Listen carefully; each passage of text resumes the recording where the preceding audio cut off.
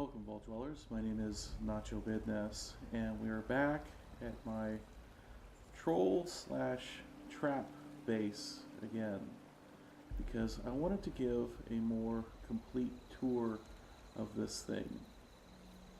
There's a number of technological features that are here beyond just the trap, but I also wanted to cover this trap in a little bit more detail, and that's where we're going to start. We'll also move into the upstairs and all of the stuff that I've got going up there a little bit later in the video.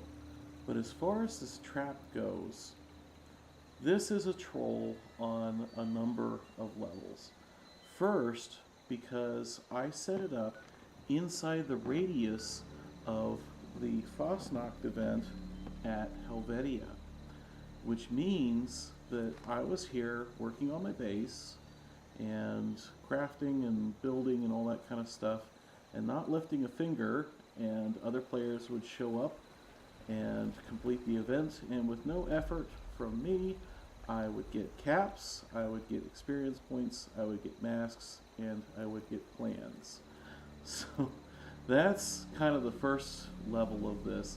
The second is that I did my very best to make it look like it was inviting and maybe even part of the Fastnacht event. And in fact, I did have a couple of players tell me that they had thought this building was part of that event. And gosh, if there's anything that a Fallout builder wants to hear more than anything, is that their building looks like something that is part of the base game. One of the next level things that we did here was I would bait this trap with a paper bag. I'd just go drop like some spoiled meat or something worthless at the end of the hallway there, and typically people would run up to this thing and see that paper bag, run towards it, and not even notice this electric eye switch that was crossing the doorway. And of course, once you cross that electric eye, you've seen it in the demo video of this, the garage doors roll up and the flamethrowers start. There's even more flamethrowers behind that back wall there, and they will break through that wall and it also damage the player.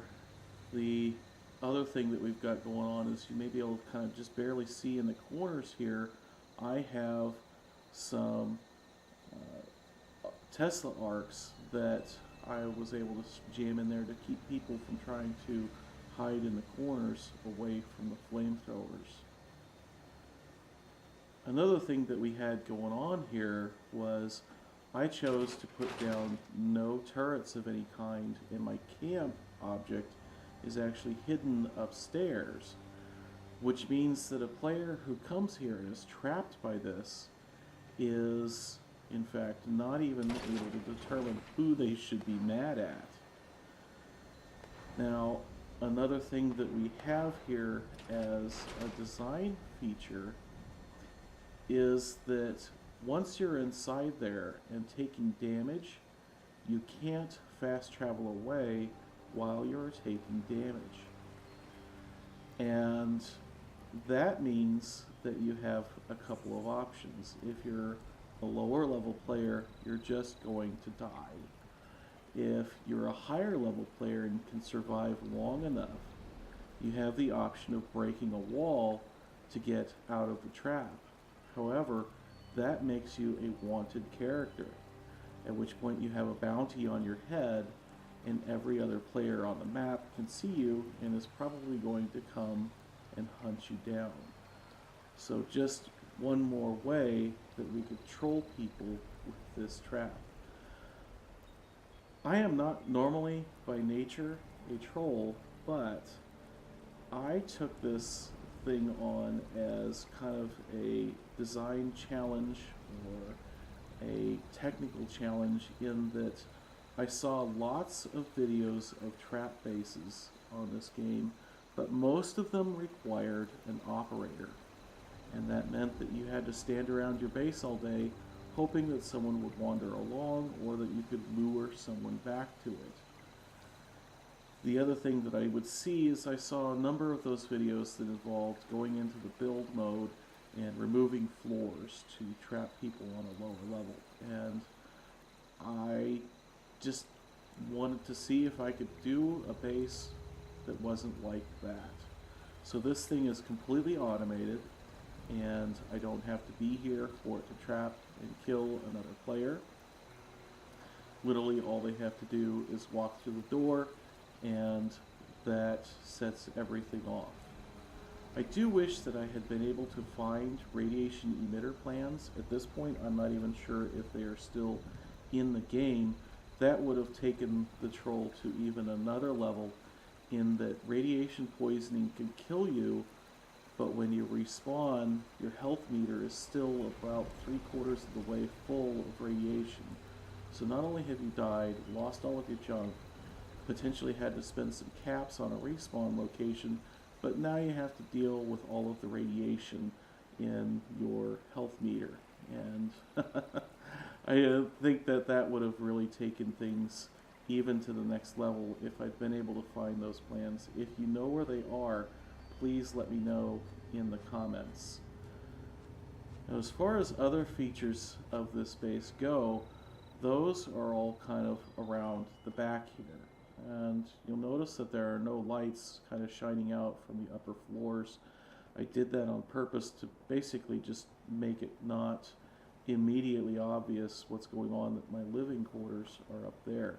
This is a fully functional base, and everything works. I am totally able to completely display the game out of this base. And unfortunately, someone has come along and killed my brawn. What a jerk. And I don't have any razor grains, so I'll have to take care of that later. In the meantime, we've got crops and a water purifier out back. Those are not terribly interesting. This up here I thought was kind of funny. Quick Smoke turned me on to this idea. See, I am always losing the little piece of paper that I keep my door code on, and so I like to write it down in game. And Quick Soak is like, I wonder if you could put that in the back of your crapper.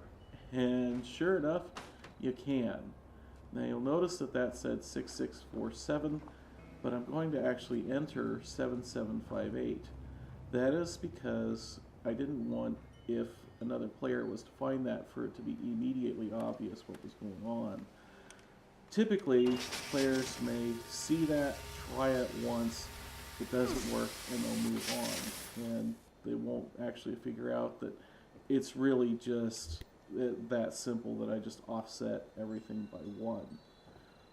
As far as my living quarters up here go, there's not anything too terribly interesting when it comes to the fact that I've got all of the workbenches up here, and a stash box, and an instrument so I can get well tuned, and a bed so I can get well rested. We've seen plenty of videos of people basically making a box with all of the workstations in it. What is interesting up here, I think, is the way that this door operates. You may have noticed that when I entered, my decontamination arch fired. I've got that deliberately set up to where it only goes off when I come into my base, and that is because the decon arch takes 30 power to run, and even with a fusion generator over there, I can't run the decon arch and my trap at the same time. It all just sucks too much power. So this is a way to try and be power efficient and only turn on the decon arch when I need it, which is briefly when I come home.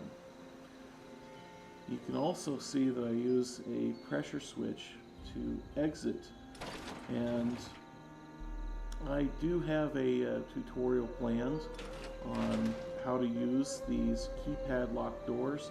It's not immediately obvious how to wire them, and there's a couple of tricks to them, so I have not been able to locate a good tutorial on even the basics of wiring this door, so we are going to cover that. We're also going to cover how to do the decon arch here and the other features that I've got. As a side note, big shout out to Quick Smoke again, because he built this decon arch for me. I don't have the plans for it, and every time that I have tried to defeat the Scorched Bee's Queen to get those plans, the game is glitched out. Done stuff like the Queen is glitched out and couldn't beat her.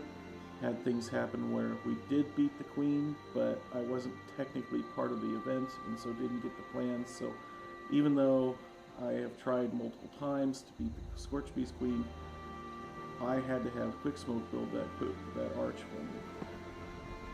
Good news is that if a fellow player builds something in your base for you, you can store it, use it, whatever, even if you don't have the plans. So some of the other features that we've got going on with this door is that I have a switch here that I can use to lock it open, so that if I'm going to be in and out a whole bunch of times while I'm at my base, I don't have to constantly enter that code, because that can get annoying to have to constantly be putting that code in if you're going to be in and out a lot. Two other features of this setup are that I have this light here that I've got deliberately linked to this switch so that I've got a visual indicator when the door is locked open, and I also have this speaker wired up to it that tells me when the door is open. I have those because I said that I am not by nature a troll, and that means that I'm particularly bad at it. And during one particular encounter, I did have another player get up in here with all my very expensive stuff because I forgot to lock my door behind me. So I wanted some reminders to say, Nacho, don't forget to close your door. As far as other features go, the other thing that I think is cool here as far as the electrical system is the setup for the trap itself. I have a switch here that I can use to turn on and off all of the advertising out front. And we'll go show that off real quick. I also have another switch that locks that front door open. That prevents me from accidentally getting locked inside of my own trap. Now, if that happens, it's not that big of a deal. I can enter the build mode and essentially wire my way out of it, which is a thing that other players can't do here, but it is annoying. So, like I said, I just like to bait this thing with some spoiled food, and so that paper bag is going to be nice and visible when people walk in here. And you can probably just hear that I just set it off. That's fine. What we do to kind of get this thing fully armed and make sure that nothing ever quite glitches out is I come back up here, I get my ads turned on, turn on my advertisements, and I can come over here and basically reset the optical switch. There we go. That should turn everything off. Now the final step here is to arm that switch using the terminal. I do this with the terminal because I have found that the optical switch tends to be a little bit glitchy. So we're going to shut that door again. Now it only works from the pressure plate on the outside. Players would be locked inside if they walked in there. And I go arm all on the optical switch. And there we go. The thing is ready to fire. I have one final switch here that I have neatly labeled kill turns out that was another mistake. That player that got inside my base was able to rapidly cycle this and break all of the flamethrower traps, because if you apply power and then remove power to the flamethrowers, they will break a lot faster. So yeah, it turns out that if you're going to have something like this, maybe don't label your switches, but I'm going to leave that in the off position for now because I don't necessarily want to have to spend the 35 aluminum, 35 screws, 35 rubber, and 35 oil that it takes to repair everything when it fires off. So yeah, that is the tour. If you ask me, is this place worth it? Was it worth it from a gameplay standpoint to trap other players? And the answer to that is a simple no. Low-level players don't carry enough stuff to make it worthwhile to trap them, and frankly, it would just have been easier to shoot them.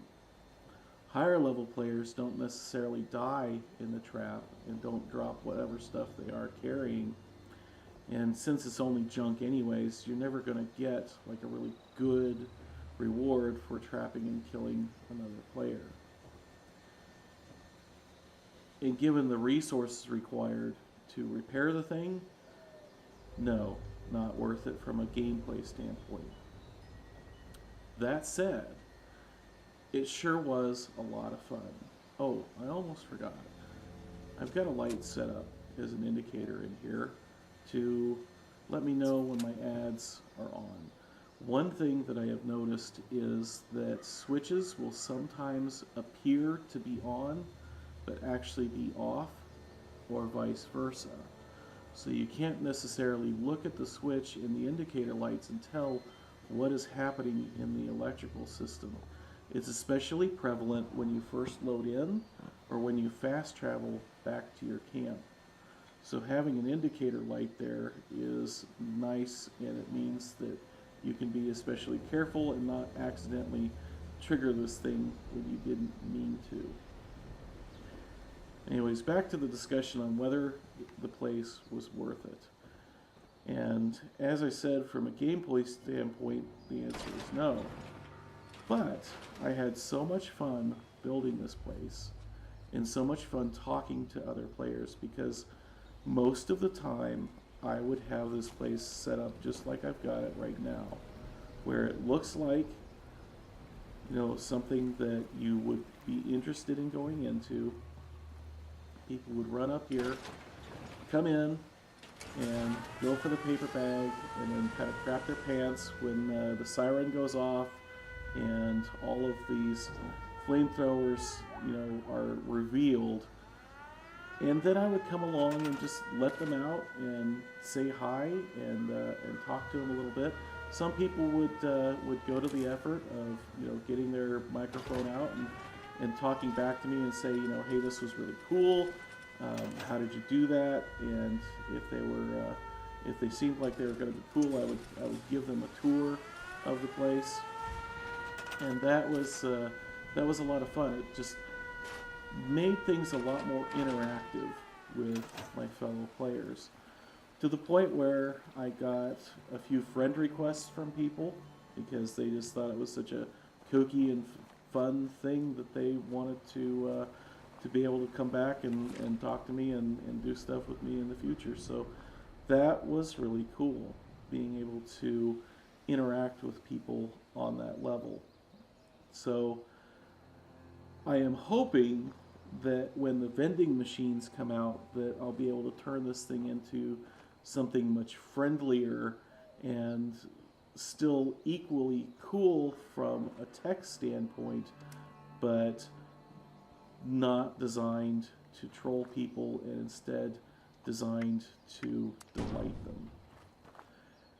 At any rate, this has been a fun base. I do still have some tutorials to record surrounding this thing, so if you're interested in those, be sure to subscribe.